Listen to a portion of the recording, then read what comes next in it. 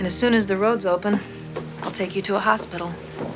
In the meantime, you've got a lot of recovering to do.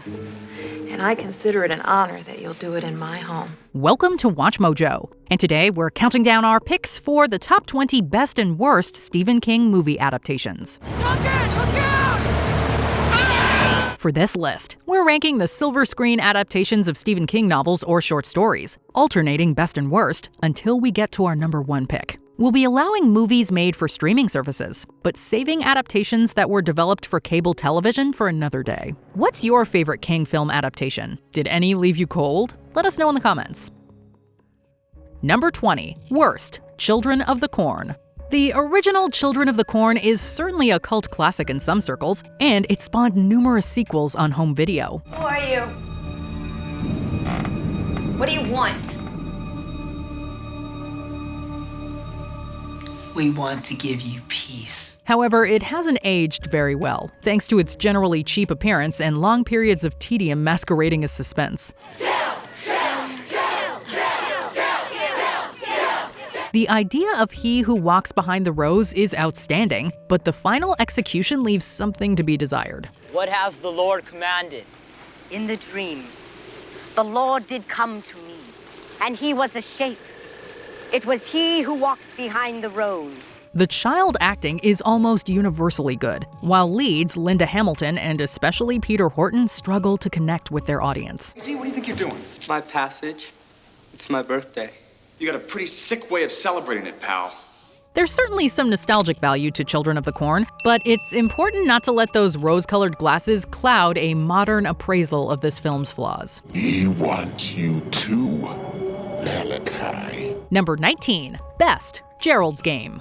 Gerald's Game, both the novel and film adaptation, are definitely not safe for work. As we were happy once. Of course. Weren't we? Yes. I mean, weren't we? In fact, Stephen King's original novel was considered at one point to be unfilmable, due in part to the graphic sexual situations that sit front and center of its plot. Expecting, more novelty things like with velvet or silk or something. No, he's the real deal. That said, Netflix's adaptation earned rave reviews for its handling of a couple's troubled marriage, the attempts to fix it, and a whole load of trauma that makes Gerald's Game such a unique and memorable story. Who are you? I need help. Carla Gugino in particular deserves all of the praise she received for her work in the film, while noted horror filmmaker Mike Flanagan handles the directorial duties with a keen eye and steady creative hand. One thing for sure, though, you're glad he took those little blue pills. Huh? You're glad. Number 18. Worst. The Lawnmower Man. There is little connection between the film that eventually became The Lawnmower Man and the events that take place within Stephen King's original story. Peter, wait!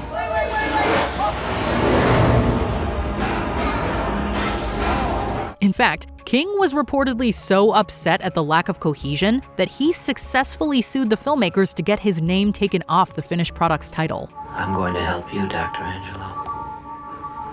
I'm going to help all of you cleanse this diseased planet. That said, the idea of a sentient cyberspace-centered villain was somewhat unique in '92, and Jeff Fahey goes all in as the titular Lawnmower Man. Lawnmower Man's in your head now, Jake.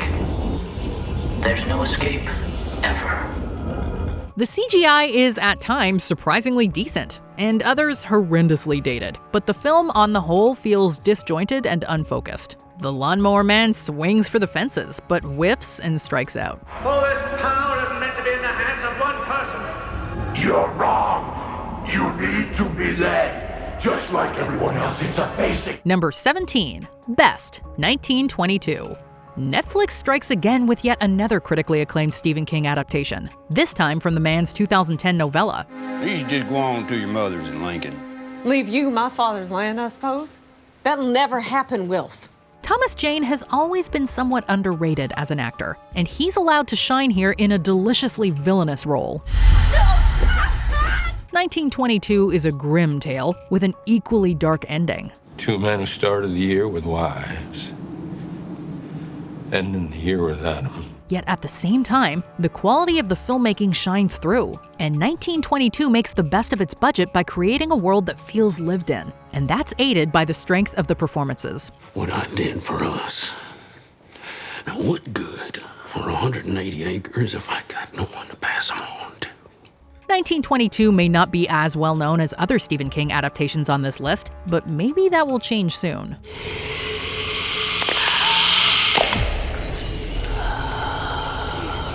Number 16, Worst, Firestarter.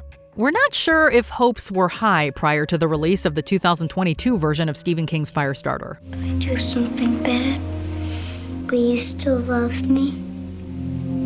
Oh, Charlie. After all, the original adaptation from 1984 is still well regarded by fans, thanks largely to the performance of a young Drew Barrymore.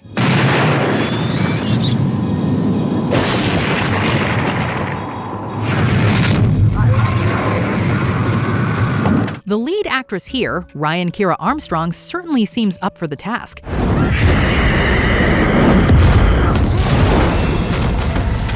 And the early character building scenes between her and screen dad Zac Efron are nice. The goodwill is short-lived, however, with Firestarter soon devolving into parodic horror scares and unimaginative dialogue cliches. You made me this way. Charlie, please, I hate who I am. The CGI fire effects look terrible, and the film just feels rushed and lifeless. Our advice? Stick with the OG. It wasn't supposed to be this way. It wasn't supposed to be this difficult. Number 15, Best, The Mist. What could have been? No. Oh, no. We wish that the monsters of The Mist could have been done with more practical effects, but it was 2007. CGI creatures were all the rage.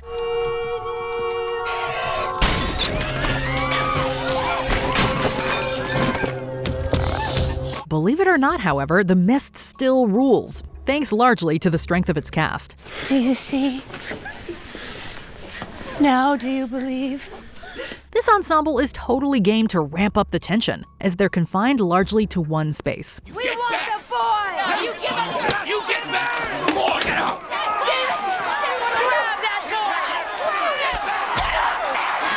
Meanwhile, otherworldly monsters await these characters within a mist that's enveloping the town. A mist that feels straight out of the mind of someone like H.P. Lovecraft. Finally, the gut punch of an ending no one saw coming makes The Mist one of the most memorable Stephen King adaptations ever brought to the screen.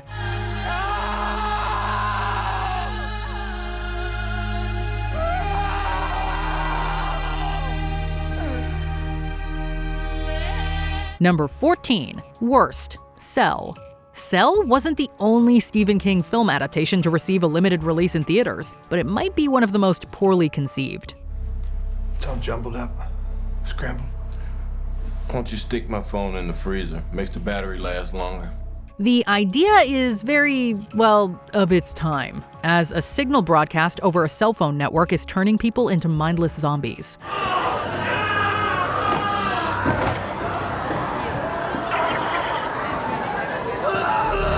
King's original novel was published in 2006, but by the time this film adaptation came around, this plot, which was already thin, feels like it's practically skating on melted ice. So now there's like telepathic. Like maybe the pulse flows through them like they're this big organic, network. Like a hive mind. Yeah. John Cusack and Samuel L. Jackson go through the motions, but even they can't save Cell from being perhaps one of Stephen King's more forgettable movie adaptations.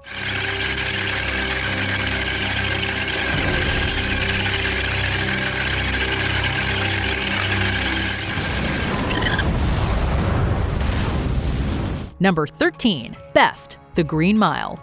Director Frank Darabont has directed a number of Stephen King adaptations over the years, including The Mist, but it may be his version of The Green Mile that's best loved by fans. Do you leave the light on after bedtime? 'Cause I get a little scared in the dark sometimes, if it's a strange place. Even if the film feels overlong at over 3 hours, the performances of Tom Hanks and Michael Clarke Duncan more than make up for this extended sit. Whatever he sucked out of her, he's choking on it. Jean. I'll be fine. Just let me be. Duncan, in particular, was nominated for an Academy Award for his performance as John Coffey, a mysterious inmate at Cold Mountain Penitentiary. You saw what? Take my hand, boss. You see for yourself. There's no getting around this one. The Green Mile is a tearjerker, and definitely something different from the master of horror, Stephen King. Are these angels? Angels just like up in heaven.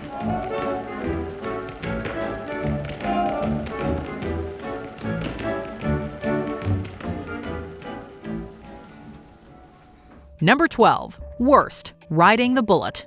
Mick Garris is another well-regarded horror director who's tried his hand at developing multiple Stephen King properties, with varying degrees of success. Even a man of your apparently limited intelligence should be able to see that your experiences with a few battered babies and drug abusers doesn't justify your embrace of a monster. His TV version of The Stand was excellent, while his 1992 feature Sleepwalkers is probably best left forgotten. People really should learn to keep their hands to themselves. Here's yours. Unfortunately, Garris's 2004 adaptation of King's Riding the Bullet, a novel released back in the year 2000, falls into the latter category. Nice to meet you, Hector. Name's George.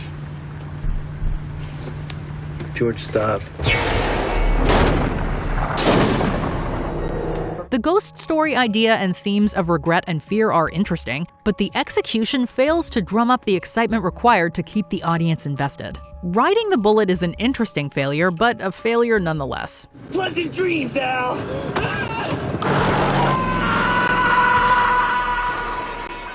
Number 11. Best. It. You wanna play loogie? Stephen King fans, particularly those of a certain age, will likely point to the two-night airing of the original It miniseries as a formative experience for them as an early example of horror. And when you're down here with me, you float soul! That said, those fans might have been skeptical when a new big screen take on King's Tale was announced. So let me get this straight. It comes out from wherever to eat kids for like a year, and then what? It just goes into hibernation? Maybe it's like, what do you call it? Cicadas. Thankfully, It Chapter 1 exceeded expectations, and largely delivered on its promises to update this tale of Pennywise and a group of likable kids from Derry, Maine into the modern day.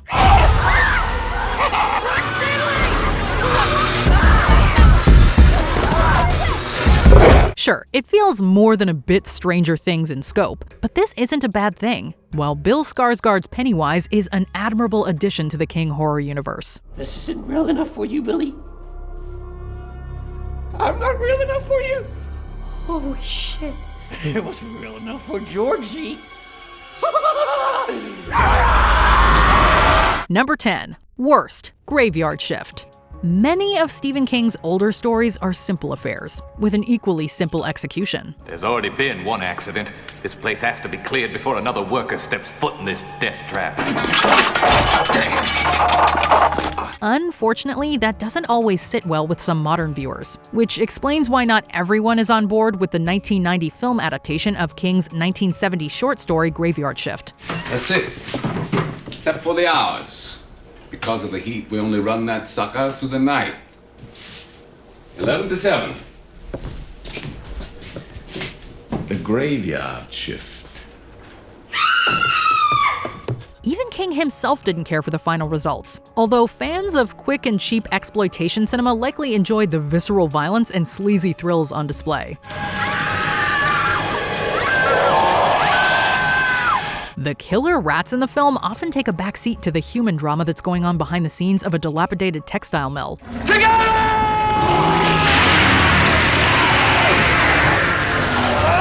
And not even the film's energetic climax could save Graveyard Shift from suffering the slings and arrows of critical abuse. All right.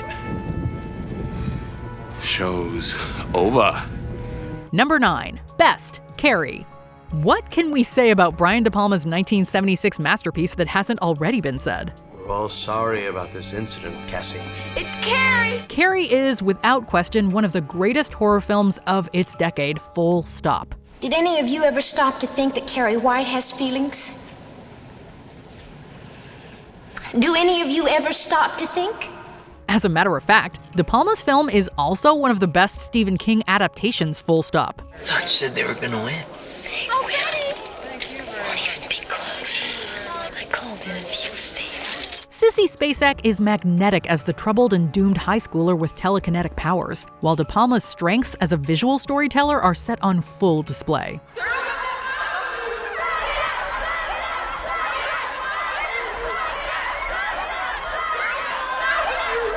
Sorry, Cassie. The director combines soft-focus sensuality with split-screen photography before the final fiery climax, while that ending jump scare just has to be one of the best actualized frights ever to make us jump out of our collective skin.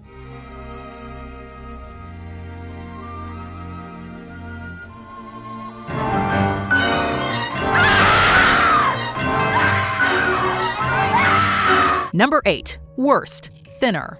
It could be argued that the late 90s weren't exactly the best era for Stephen King's horror tales being adapted to the screen.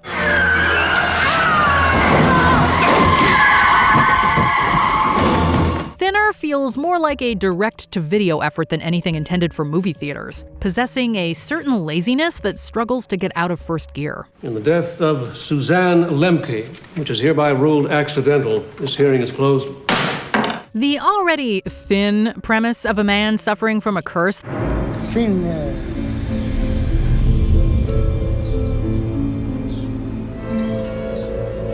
that causes dramatic and deadly weight loss isn't helped by a garishly exaggerated fat suit for lead Robert John Burke. I say you are a demon, and we should kill you! Is that what I am to you? A demon? Look at me. Thinner might have worked as a short segment for an anthology series like Tales from the Crypt or Tales from the Dark Side, but it struggles to find its creative feet as a feature.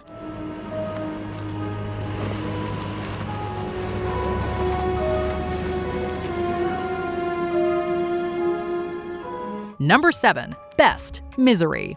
Kathy Bates won the Academy Award for Best Actress after wowing critics and audiences with her performance in Misery. Misery.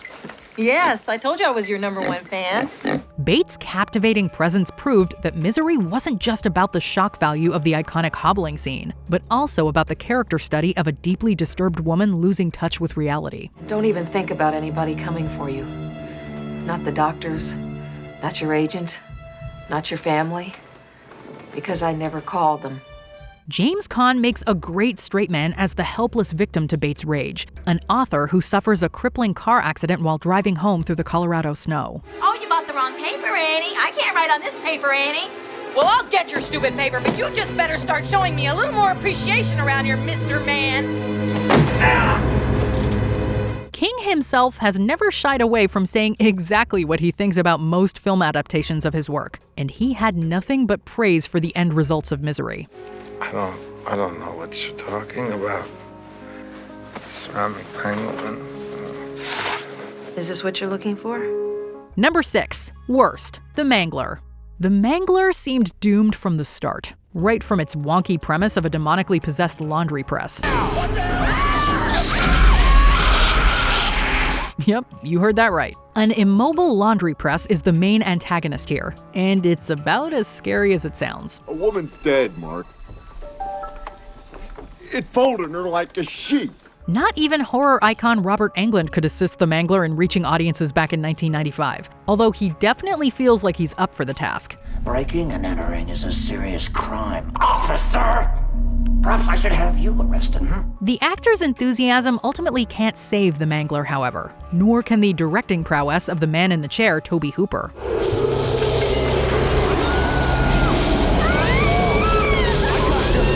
But hey, what do we know? This bad boy apparently did well enough to earn not 1, but 2 sequels. Out of time? Number 5. Best. Stand By Me. Look, over there! I see him! I see him! Some of the best Stephen King adaptations, as we'll soon see, often have little to nothing to do with the world of horror. We had all followed the Ray Brower story very closely because he was a kid our age. 3 days before, he had gone out to pick blueberries, and nobody'd seen him since. I think we should tell the cops. Stand By Me is definitely one of those adaptations. A coming-of-age story that may center around the quest to see a dead body, but it ends up being much, much more than that by the closing credits. God gave you something, man. All those stories that you can make up. And he said, this is what we got for you, kid. Try not to lose it. But kids lose everything unless there's someone there to look out for them. The cast of young talent is incredible, from Corey Feldman and River Phoenix to Will Wheaton and Jerry O'Connell, while director Rob Reiner handles the source material with intelligence and heart. You're gonna have to kill me, Ace. No problem. Stand By Me is endlessly quotable and eminently memorable. It's truly one of the all-time greats. My dad said it, I'm no good. He doesn't know you. He hates me. He doesn't hate you. He hates me. No, he just doesn't know you. Number 4. Worst. The Dark Tower. If you've never read the Dark Tower book series, check it out. They are great. If you have, however, then by all means steer clear of the 2017 film adaptation. You have nothing to be afraid of, my friend. It's kind of a shame, too, because Idris Elba makes a fine Roland Deschain, and Matthew McConaughey chews the scenery for all he's worth as the Man in Black. A boy with a shine strong enough to kill a demon. Jackpot. The Dark Tower just had a bad script, toned down adult themes, and a desire to just compress too much of King's wild vision into a single film. Isn't that why we're losing? Because everyone stopped believing. As long as the darkness is out there, the tower will fall. Call it a case of missed opportunities or just call it a failure. Just don't call up the Dark Tower the next time you're looking for a worthwhile King adaptation. It's fitting that you and the tower should fall together. Number 3. Best. The Shining. Well, it's very, homey. Here's a question. If Stephen King is right, does that make millions of horror fans wrong? The author famously disliked director Stanley Kubrick's austere and grim take on The Shining back in 1980. So much so that King wrote his own version for TV in 1997. Annie's not here, Mrs. Torrance. However, time has largely forgotten King's project with star Steven Weber, and has instead placed Jack Nicholson at the head of the horror table as the Jack Torrance. Here's Johnny! Kubrick's vision is just so idiosyncratic that the film certainly does feel disconnected from King's source material, but in the best possible way. Give me the bat. Stop it! Give me the bat. Stop swinging the bat. Stop! Give me the bat. Wendy! Give me the bat. Give me the bat. Ah, God! From the moody score and nightmarish imagery to the hallucinogenic set pieces and genre-defining performances, The Shining is pretty much perfect. It's good to see you. It's good to be back, Lloyd. Number 2. Worst. Maximum Overdrive.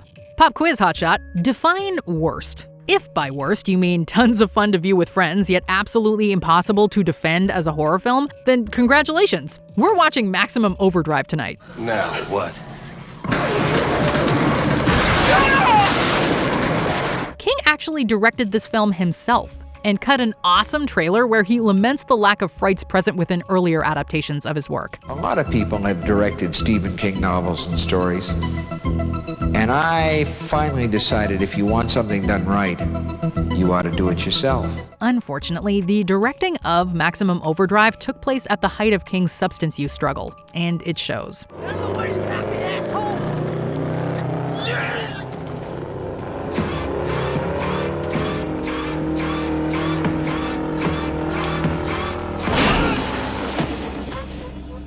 The film plays it totally straight but feels utterly ridiculous. We made you!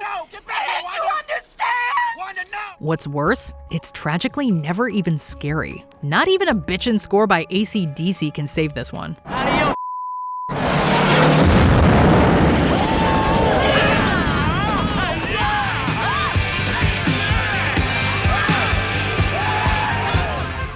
Before we continue, be sure to subscribe to our channel and ring the bell to get notified about our latest videos. You have the option to be notified for occasional videos or all of them. If you're on your phone, make sure you go into your settings and switch on notifications.